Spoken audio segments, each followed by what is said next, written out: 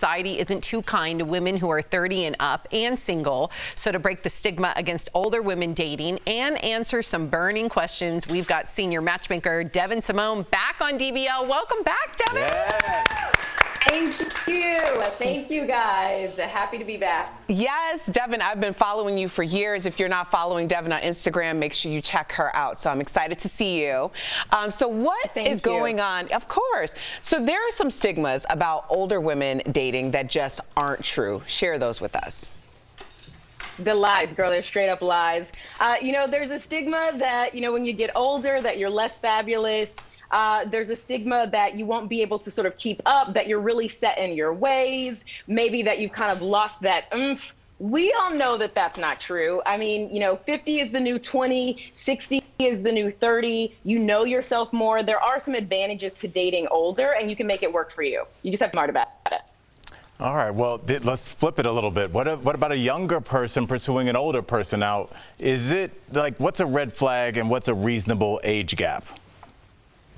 So y'all not gonna get me in trouble talking about reasonable age gaps because hashtag no judgment. Yeah, that's right. But it depends on what you're looking for though, right? So you just wanna make sure that you have a similar vision in what you want out of life. So if you're older and you want to date someone 10 years younger than you, okay, cool. But make sure that that person's not looking for something very different, like maybe they want to start a family. Also make sure that you guys have complementary lifestyles. So if you're ready to retire and jet off, dip it and do it, and can pay to do that, and this person's just starting a new career and working extra long hours, you're probably not going to be compatible. So just make sure that you have a shared vision for what you want in the future, and a similar lifestyle in terms of where you can be now. Unless you're just looking for somebody really cute as arm candy, then do whatever you want. Okay, well, look, I'm gonna hold your feet to the fire here. Give us a number. Like, what's a weird? Is it 8 years, 14 years? Like, what's a little like eyebrow raising?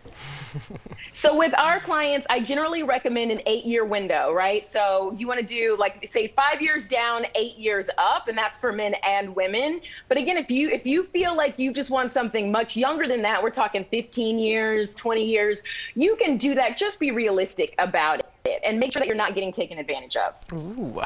All right, so a lot of people wonder how to know when you're ready to date again, especially after divorce or loss, and the best way to go about it. So what would your advice be to them?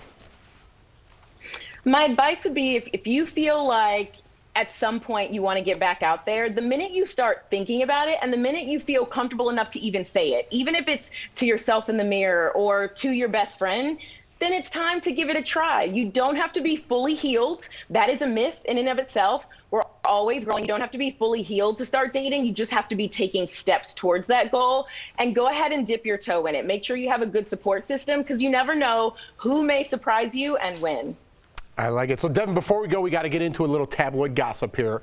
Do you think Leonardo DiCaprio not dating any older women, older than 25, I should say, beautiful models from around the world? What's wrong with this sickie? Oh, look at Devyn. What's wrong with this sickie dating beautiful models? That is a mess. It is a mess.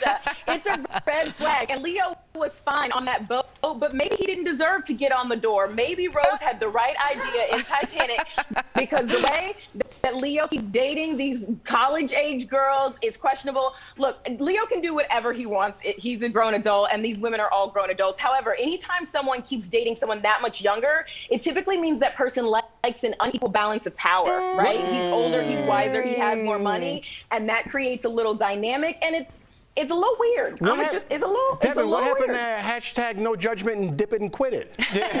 Oh, I'm gonna send them to you. I'm gonna send them to you. If you are mad about what I said, go follow me on Instagram. Don't come at me about it. Fair enough. Devyn, I love what you said earlier about if you're talking about it with your family or you're talking about it with your friends, that's something that means that you're ready to go out and do it. Because a lot of people think they're just talking in a vacuum, and I'm like, why are you telling me? Like, you should put action behind it.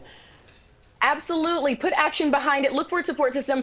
Look for a date coach. There are some that are much more reasonably priced than you might think. And you can also look for a matchmaker too. A lot of companies will even do a free consult. So that way maybe you can get some expert advice and sort of that you can use when you're dipping your toe in without having to fully commit. But there are options for you. And my aunt, she's 70, has a boyfriend of 10 years. Woo. They met at a graduation, love each other. Shout out to Aunt Nevada and Will. So it absolutely can be done. Yes. Devyn, thank you so much. DBL Nation, Devyn is a senior matchmaker at 3 Day Rule, and you can check out Devyn on dating.com for more info on matchmaking.